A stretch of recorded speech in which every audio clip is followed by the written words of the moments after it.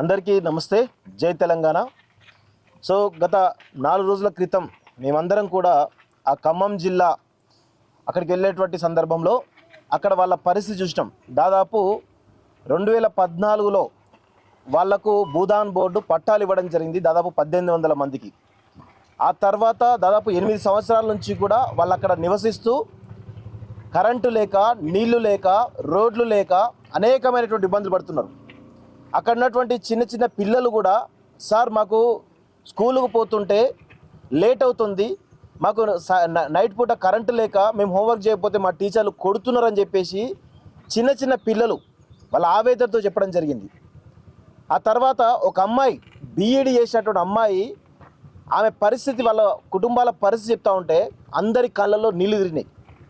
So ఆ క్రమంలో మేము అనుకున్నాం, ఖచ్చితంగా ఈ యొక్క ఉద్యమాన్ని ఇంకొంచెం ముందు తీసుకుపోవాలి, రాష్ట్ర వ్యాప్తంగా దీన్ని తెలంగాణ సమాజం ముందు ఉంచాలని చెప్పేసి మేము అనుకున్నాం.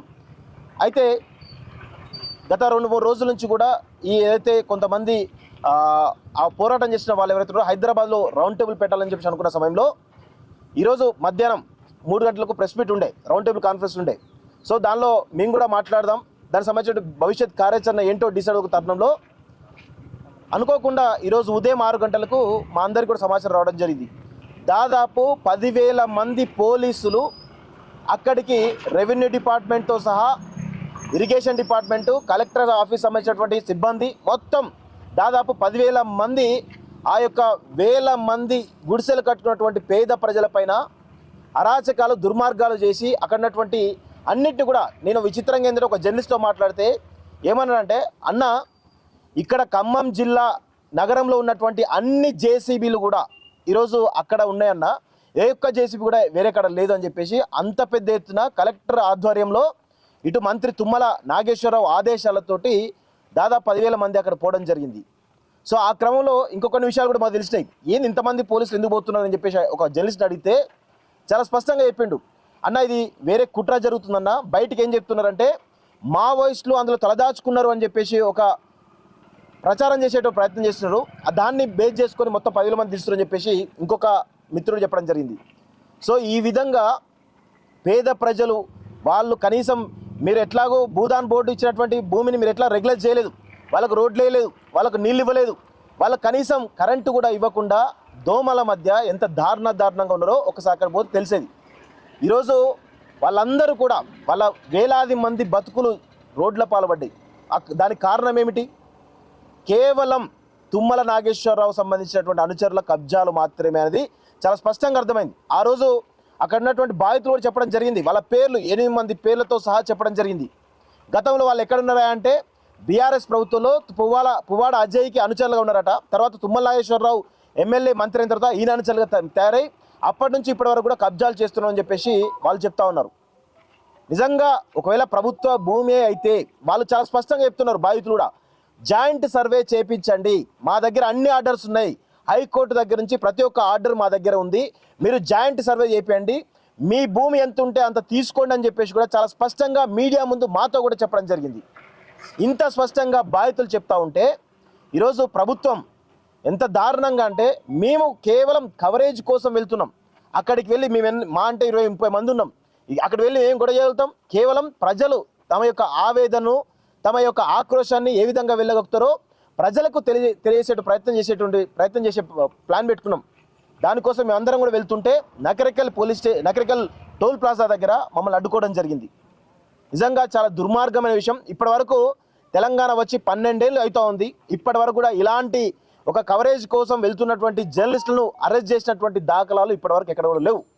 సో రేవంత్ రెడ్డి ప్రజాప్రభుత్వం అని చెప్తూ ఈరోజు ఎవరికి చంద్రబాబు అడుగులకు మడుగులొత్తుతూ, చంద్రబాబు అదేవిధంగా తుమ్మల నాగేశ్వరరావు సంబంధించిన ఆదేశాలతోటి రేవంత్ రెడ్డి చాలా క్లియర్గా దాదాపు 60 ఎకరాలు అంటే ఎందుకు వీళ్ళకి కనుబడ్డదని ఒకసారి ఆలోచిస్తే, కలెక్టర్ ఆఫీస్ పక్కనే ఉన్నది, అదేవిధంగా అక్కడ ఇంటర్నేషనల్ స్కూల్ పడ్డది, అక్కడ అంతా కూడా డెవలప్ అవుతున్నది, అక్కడ ఉన్నటువంటి రేట్లు అమాంతం పెరిగిపోయినాయి. దాదాపు 300 నుంచి 400 కోట్ల ల్యాండ్ విలువ అది. మొత్తం అక్కడ కన్స్ట్రక్షన్ చేస్తే కొన్ని వేల కోట్ల దందా చేయడానికి ఈరోజు తుమ్మల నాగేశ్వరరావు, ఆయన కొడుకు యుగంధర అని పేరు ఎవరు ఉన్నారు, యుగంధర్, ఆయన ఆయన అల్లుడు వీళ్ళందరూ కలిసి కొంతమంది కబ్జాదారులతో కలిసి అక్కడ పెద్ద ఎత్తున ప్రదర్శిస్తున్నారు. మేము ఒకటే అడుగుతా ఉన్నాం, పొంగులేటి శ్రీనివాసరెడ్డి ఏం తెలియనట్టు నటిస్తూ ఉన్నాడు, కానీ అదంతా ఆయనకు తెలిసే జరిగినట్టు మాకు అనిపిస్తూ ఉంది. డిప్యూటీ సీఎంకు తెలుసు, అందరూ తెలుసు. డిప్యూటీ సీఎం నేను పేద ప్రజల పక్షం, నేను దళిత సామాజిక వర్గం నుంచి వచ్చానని చెప్తున్నాడు, కానీ ఆయన దళిత పక్షం కాదు, ఆయన ఎవరి పక్షం కాదు, కేవలం డబ్బుల పక్షం, ఆర్థిక పరమైనటువంటి లావాదేవీల పక్షమే, కబ్జాకోర్ల పక్షమే చాలా స్పష్టంగా మాకు అర్థమవుతుంది. డిప్యూటీ సీఎం బట్టి అంటే మాకు గౌరవం ఉండేది, కానీ ఈరోజు ఆ వేలాది మంది పేద ప్రజల బతుకులు చూసిన తర్వాత నిజంగా మీరు నాయకులుగా ఉండడం, తెలంగాణ బిడ్డలుగా ఉండడం నిజంగా మా అందరికీ కూడా అవమానకరంగా అనిపిస్తూ ఉంది. మీరు ముగ్గురు కలిసి ఖమ్మంని నాశనం చేస్తూ ఉన్నారు. ఖమ్మంలో ఉన్నటువంటి పేద ప్రజల రక్తాన్ని పిప్పి పీల్చేసి తాగుతూ ఉన్నారు. అంత రక్త పిశాచులాగా తయారవుతూ ఉన్నారు మీరందరూ కూడా. ఎంత దుర్మార్గం అంటే నిజంగా పొంగులేటి శ్రీనివాసరెడ్డి కలెక్టర్ ఫోన్ చేసి మాట్లాడినప్పుడు కూడా ఆయనకు తెలియదు అంటే ఏ విధమైనటువంటి పరిపాలన ఉందో అర్థం చేసుకోండి. మేము ఇక్కడ నుంచి వెళ్తూ ఉంటే పోలీసులు మానిటర్ చేస్తున్నారంటే ఖచ్చితంగా పోలీస్ డిపార్ట్మెంటు, హోంమంత్రి ఎవరైనా అంటే రేవంత్ రెడ్డి, ఖచ్చితంగా రేవంత్ రెడ్డి ఆదేశాలతోటి తుమ్మల నాగేశ్వరరావు ఆధ్వర్యంలోనే మాలాంటి వాళ్ళ అరెస్ట్ జరిగింది.